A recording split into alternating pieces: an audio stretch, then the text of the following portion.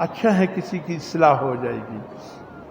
आपकी सिगरेट पीना आपका नस्वार रखना, अगर मुंह से इसका बदबू ज़ाइल न हो फिर भी फरिश्तों को तकलीफ होती है। आप ډېر خلک لیټ پاتې شو کې واچي دلته کښېږي، خدای ځین لرې کړی.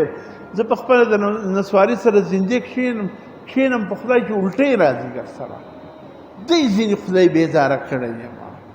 وایم لرې سم که د دا بوی په ما ولګېد، وایم چې باقی ووهه چې کوم سړی ایش دي څنګه ایش دي، دا د ده همت دی.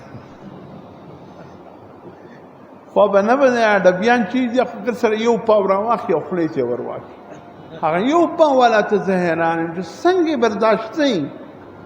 په ټوشو کې چې لږ کښېږدي بیا په هغه دغه کې هغه لا صفایي یو څه نه څه اسانه ده، ګر سره چې دا یې نه کولې خو ډېره ښه خبره وه. لیکن هغه یو پاو چې راواخلي ور واچي چیرې ولاړه په سم طریقې ما یې دا به یو نسواري سره کښېنم، دا به هم یو تربیت یې ده دا که یا همیش خو به تیر کو گر سره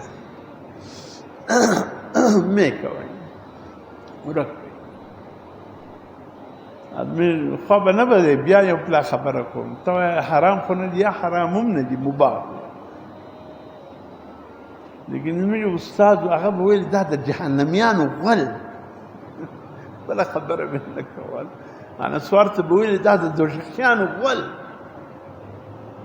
څنګه په خوله کې اچولي کرار کرار. آدمی سره هر څه چې ولاړ سي نسواریان را سره کاکا اوس خو نسواري لکه خو بیت الله ده، طواف ده، عمره ده، هغه کاري صاحب بس قسم دی پرېمشول هغه کچرو ډبې چې دی ور واچي نیمه شپه د کړس کړس اواز دی، زه وګورم دی دی حاجي صاحب څه ګورې؟ هغه نسوار مې چیرې تس کړی خوب نه راځي کاري. نو زه ورته وایم په یو پلان مه هیله کوئ، کرار کرار یې لکه آدمین حضرت مولانا غلام نبي صاحب رحمت الله علیه سلسله نقشبندي استاد به ویلې د یو سړي څه دروغ به ډېر ویل چې د دروغ څه مو رښتیا ته اړوئ 40 کاله تېر شو، دی په اسانه دروغ نه دی پرېښي. نو دا څومره نسواریان دي سګرټ ته بیړ په یو پلان نه دغه کېږي، کرار کرار کرار کرار. اگر کوئی سگریٹ روزانہ 20 پیتا ہے 18 پر لائے، 18 پیتا ہے 16 پر لائے، 10 پر لائے، آہستہ 1 پر لائے، روزانہ 1 انشاءاللہ ایک دن آئے گا چھوٹ جائے گا.